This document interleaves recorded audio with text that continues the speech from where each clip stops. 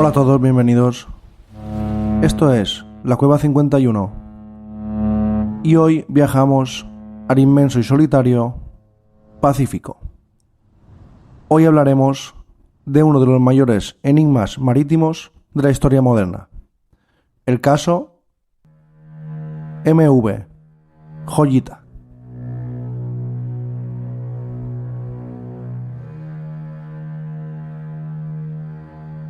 En octubre de 1955, el barco de carga y pasajeros Joyita partió de Apia, Samoa, con destino a las remotas islas Tokelau. A bordo iban 25 personas, 16 tripulantes y 9 pasajeros. Todo parecía normal, era un viaje rutinario de apenas 2 días, pero el Joyita esta vez no llegó a su destino. 5 semanas después, el 10 de noviembre, el Joyita fue encontrado a la deriva, a más de 600 kilómetros de su ruta prevista. El barco flotaba parcialmente sumergido, inclinado hacia un lado, y lo más extraño es que estaba completamente vacío. No había rastro de pasajeros ni de tripulación, y aquí empezaba el misterio del MV Joyita. ¿Qué pasó en ese barco? ¿Por qué las 25 personas a bordo desaparecieron? Las preguntas se acumulaban, las preguntas abundaban, y las respuestas eran escasas. Pero el Joyita no era un barco cualquiera. Este barco, que fue construido en 1931, había servido durante la Segunda Guerra Mundial como patrullero, y estaba diseñado para ser casi indestructible. Su estructura estaba reforzada con corcho, lo que hacía virtualmente imposible de hundir. Entonces, ¿por qué lo abandonaron? Cuando los rescatadores abordaron al Joyita, descubrieron que uno de los motores estaba averiado. Había agua en las bodegas, pero no era lo suficiente como para hundirlo. Eso era extraño. Más desconcertante aún es que los tanques de agua potable estaban vacíos. Aunque el barco tenía botellas de agua, el agua potable, el agua que se usaba para beber, para cocinar, para lavarse, estaban completamente vacíos. ¿Qué había pasado? Empezaron a pensar que a lo mejor por alguna razón se habían quedado sin agua potable y decidieron huir del barco. Pero esa era una razón un poco extraña, porque ¿cómo se quedaron sin agua potable? Pero hubo un detalle que dejó a los investigadores perplejos. La antena de la radio, el cable que unía la antena de radio, estaba cortada deliberadamente. Por eso el barco no pudo enviar una señal de auxilio. Y aquí ya las preguntas eran ya evidentes. ¿Alguien cortó el cable? ¿Por qué? ¿Algo ocurrió que hizo que cortaran el cable? Es como si la gente que estuviera a bordo no quisiera pedir ayuda. Hubo un sabotaje desde dentro, hubo piratas que atacaron al barco. Todo era muy extraño. Todo era difícil de comprender. Algo ocurrió en el barco, quisieron pedir ayuda y alguien cortó el cable que evitó que se pudieran comunicar con otros barcos.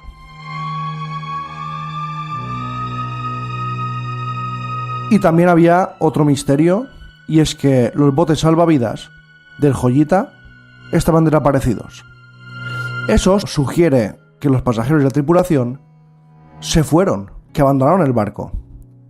Pero aquí viene lo más extraño del caso, y es que en 5 semanas de búsqueda nunca se encontró ni un solo bote, ni un solo cuerpo, ni un solo resto de estos botes.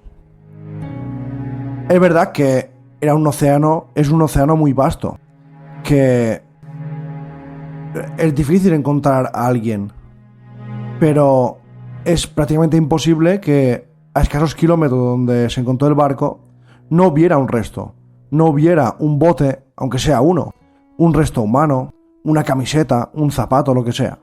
Y eso ya pues hizo que los investigadores ya no supieran qué pensar. Y lo curioso es que en ese momento, en ese espacio temporal donde desapareció la tripulación, desaparecieron las personas de ese barco, no hubo reportes de tormentas o desastres naturales o vientos, así que todo era muy, muy extraño. Pero aún hay más, agarraos. Otro detalle desconcertante es que un reloj que se encontró a bordo del Joyita estaba detenido a las 10:25. Algunos creen que esa fuera la hora exacta en la que algo terrible ocurrió. Pero el barco no estaba completamente destrozado. El barco sí que tenía problemas técnicos, mecánicos, faltaban cosas, pero estaba flotando. Y otra cosa, aparte del reloj parado, es que se encontraron manchas de sangre. Manchas de sangre, concretamente en una venda, en un vendaje, pero tampoco había signos de lucha o de violencia. Solo se encontró sangre, una mancha bastante grande, en esa venda. Fue una pelea, fue un motín entre los pasajeros, la tripulación, que no se sabe exactamente, los investigadores no saben qué ocurrió, porque todos son como piezas separadas que no encajan en un puzzle. Y aquí vienen las teorías, aquí empezaron las teorías de lo que le ocurrió al Joyita. Algunos creen que el barco fue víctima de piratas, que los mataron a todos y se llevaron la carga más valiosa, que era pues el agua potable. Otros sugieren que la tripulación pudo haber visto una operación de pesca ilegal o contrabando y fueron eliminados o obligados a salir del barco. Otros creen que a lo mejor hubo un colapso mental, un momento de pánico generalizado y todos se fueron. Se cree que está relacionado la desaparición de la gente con la falta de agua. Eso es un tema, algo que es complicado de entender, pero cuando tú haces una travesía de 2 días, de 3, claro, son 25 personas, se bebe mucha agua y podía ser que por alguna razón se hubiera roto los bidones o lo que sea. Pudiera ser que se volvieran locos sin agua y decidieran irse. Pero el viaje era de 2 días. 2 días aguantas también, aunque no tengan agua. Era extraño. Todo era muy extraño. ¿Y cuál es la conclusión?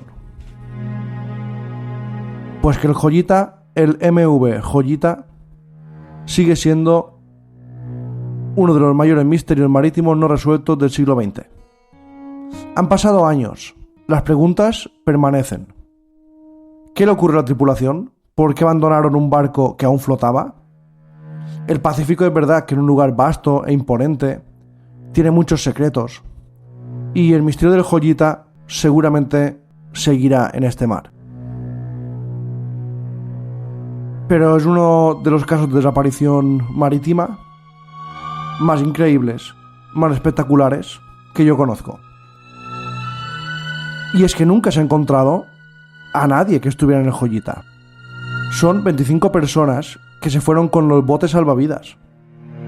No se ha encontrado absolutamente nada, en ningún lugar, ni una pista. Solo un barco a medio hundir que seguía flotando porque estaba recubierto de corcho, que no sé si ahora hoy en día lo siguen haciendo, pero sería una muy buena idea recubrir los barcos de corcho porque así flotan más. Pero bueno, no sé en qué momento, es una opinión personal, dejaron de cubrir el casco de un barco de corcho, porque eso es mucho mejor que no un barco sin corcho. Pero bueno, seguramente son cosas estructurales, cosas que si no se hace por algo, pero no es mala idea. Y es que, como he dicho, 25 personas desaparecieron. Tampoco había signos de pelea.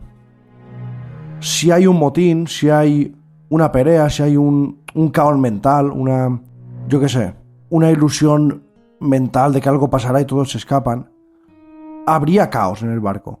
Porque pensás que un barco en un sitio muy pequeño y habría signos de caos. La comida seguía en el barco. No se llevaron comida. Lo que no había es el agua potable, que eso es un misterio. Eso sería el primer misterio del Joyita, pero es una historia que no tiene apenas sentido. Y después lo de los botes salvavidas. Después una mancha de sangre en una venda. El cable cortado. Es como si alguien hubiera llegado y hubiera dicho: cortamos el cable, no podéis pedir ayuda y os secuestro o nos vamos. Pero si hubieran sido piratas, secuestran a todos, te los llevas en botes salvavidas. ¿Y a dónde te los llevas? ¿Para qué te los llevas? Lo que quieren los piratas es robar lo que hay dentro del barco. ¿Y qué robaron? ¿El agua solo? No tiene mucho sentido. No tiene ningún sentido. Y por eso es uno de los casos más increíbles que yo he escuchado de desapariciones marítimas.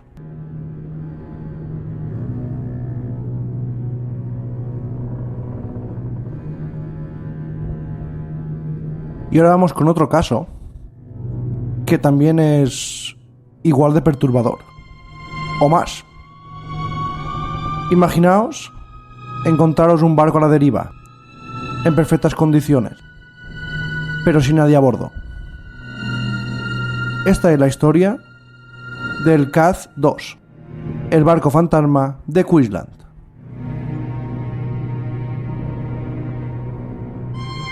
El 15 de abril de 2007, 3 amigos australianos, Derek Batten, Peter Tunstead y James Tunstead, zarparon desde Airlie Beach, Queensland. Era un viaje de recreo a bordo de su catamarán, el Caz 2, y tenían que llegar a Townsville, a unos 800 kilómetros al norte. Los 3 amigos eran aficionados navegantes, estaban emocionados porque era un viaje tranquilo, soleado, por las costas de Australia, pero no se imaginaban que algo saldría terriblemente mal. 5 días después de la partida, un helicóptero de rescate avistó al Caz 2. Estaba a la deriva, cerca de la gran barrera de coral australiana. Al acercarse, los rescatadores notaron algo extraño. Parecía que el barco seguía navegando, pero solo, no había nadie en la cubierta. Cuando abordaron el catamarán, lo que encontraron los dejó perplejos. El Caz 2 estaba en perfecto estado. El motor estaba funcionando. Las velas estaban desplegadas. Y el equipo de navegación seguía en marcha. Había una computadora portátil encendida y la mesa estaba dispuesta con utensilios y comida. Es como si fueran a comer. Incluso había ropa doblada, gafas de sol en la cubierta, como si los tripulantes hubieran salido del barco por un instante.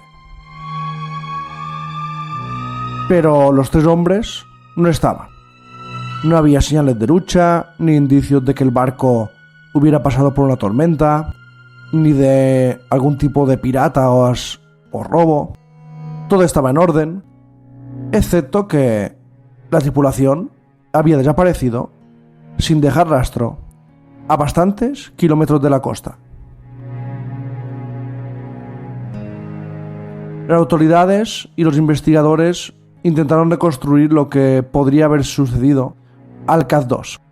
Inicialmente se pensó que los hombres pudieron haber caído por la borda, accidentalmente, y que la corriente se los llevó.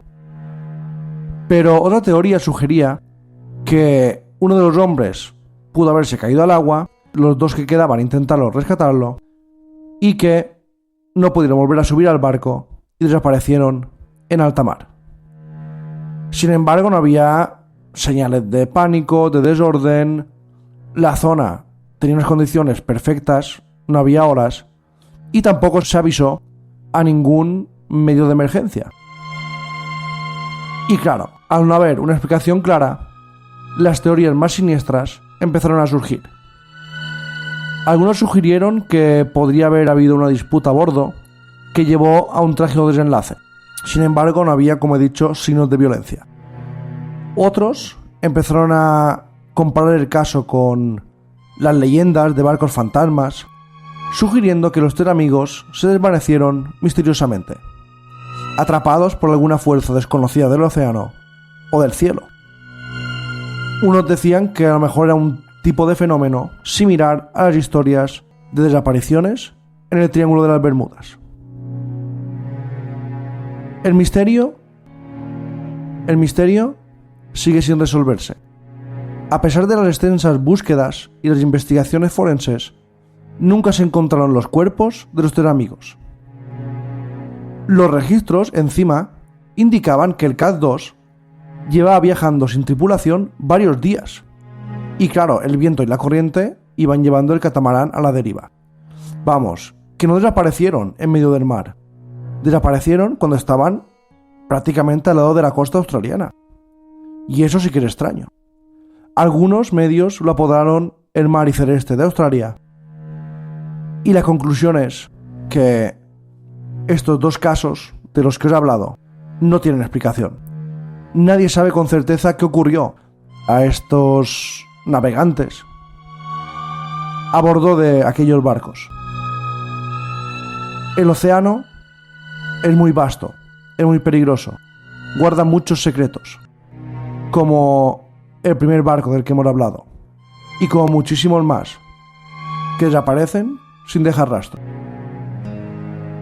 Esto es La Cueva 51.